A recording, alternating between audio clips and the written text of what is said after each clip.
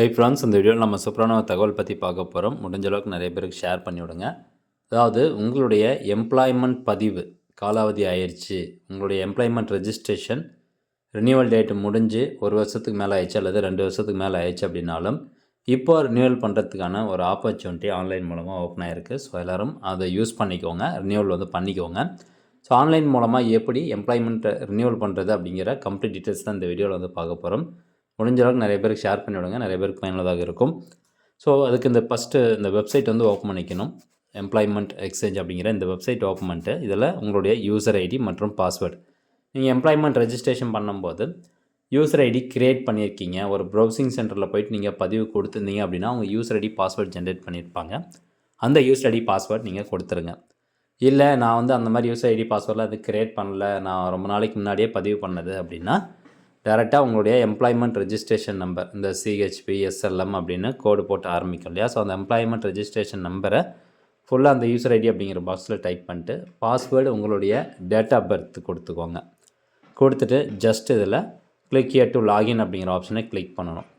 இதே உங்களுக்கான பாஸ்வேர்டு தெரியல அப்படின்னா அந்த பர்காட் பாஸ்வேர்டு கொடுங்க. இந்த பர்காட் பாஸ்வேர்டு கொடுத்தோன்னே நெக்ஸ்ட் இந்த மாதிரி தான் ஒரு பேஜ் வரும். இதில் போய்ட்டு உங்களுடைய யூசர் ஐடி அப்புறம் டேட் ஆஃப் பர்த்து அது கொடுத்தது நீங்கள் நியூ பாஸ்வேர்டு கன்ஃபார்ம் பாஸ்வேர்டு ரெண்டுத்தையும் செட் பண்ணிக்கலாம். செட் பண்ணிட்டீங்கன்னா உங்களுக்கு லாகின் ஆயிரும். ஓகே, இப்போ நான் யூசர் ஐடி மற்றும் பாஸ்வேர்டு கொடுத்துட்டேன். Just click here to login click பண்ணுறேன். அது கொடுத்தோன்னே எனக்கு இந்த மாதிரி ஒரு பேஜ் ஓப்பன் ஆயிடுச்சு, போர்ட்டல் பேஜ் ஓப்பன் ஆயிடுச்சு. இதில் நேமு, டேட் ஆஃப் பர்த்து, அதுக்கப்புறம் ரெஜிஸ்டர் நம்பர் இந்த மாதிரி காமிக்கும். ஓகே, இப்போது இதில் நம்ம என்ன பண்ணணும்னா ரினியூவல் பண்ணணும் அப்படின்னா ஃபஸ்ட்டு இங்கே பாருங்கள் அப்டேட் ப்ரொஃபைல் அப்படின்னு இருக்கும். இதில் ரினியூவல் அப்படிங்கிற ஒரு ஆப்ஷன் இருக்கும். இதில் போய்ட்டு கேண்டிடேட் ரினியூவல் அப்படிங்கிற ஆப்ஷன் இருக்கும். அந்த ஆப்ஷன் நீங்கள் சூஸ் பண்ணுங்கள். மொபைல் மூலமாகவும் இதே ப்ரொசீஜர் தான். மொபைலில் நீங்கள் க்ரோம் ப்ரௌசர் யூஸ் பண்ணிட்டு நீங்கள் இந்த மாதிரி ப்ராசஸ் பண்ணிங்க அப்படின்னா ஈஸியாக ரினியூவல் பண்ணிக்கலாம். இப்போது இப்போ யாரெல்லாம் ரொம்ப நாளாக ரினியூவல் பண்ணாமல் இருக்காங்களோ அவங்களுக்கு ஸ்பெஷல் கன்செஷன் கொடுத்துருக்குறாங்க. ஸ்பெஷல் கன்செஷனில் 18 months நீங்கள் ரினியூவல் பண்ணிக்கலாம். அது என்ன அப்படிங்கிறத சொல்கிறேன். இப்போ பார்த்தீங்கன்னா இந்த நம்பருக்கு 2 ரெஜிஸ்ட்ரேஷன் நம்பர் இருக்குது. ரெண்டுமே ஸ்டேட்டஸ் பாருங்கள் லேப்ஸ் ஆகிடுச்சு, ரினியூவல் டேட்டே முடிஞ்சிருச்சு. அப்போ ரினியூவல் டேட் எப்போ முடிஞ்சது அப்படின்னு பார்க்குறதுக்கு இப்போ உதாரணத்துக்கு நான் 2வது ரெஜிஸ்ட்ரேஷன் டீட்டெயில்ஸ் கிளிக் பண்ணுறேன்.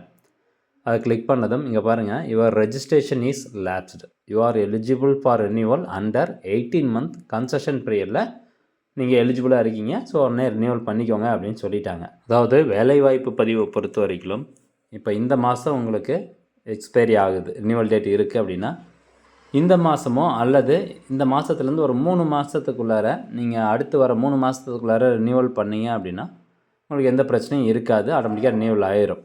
அந்த 3 மாதத்துக்கு மேலே ஆயிடுச்சு, நீங்கள் ரினியூவல் பண்ணாமல் விட்டுட்டீங்க அப்படின்னா நெக்ஸ்ட்டு உங்களால் கவர்மெண்ட்லேருந்து எப்போ அந்த ஸ்பெஷல் கன்செஷன் கொடுக்குறாங்களோ அப்போ தான் ரினியூவல் பண்ண முடியும்.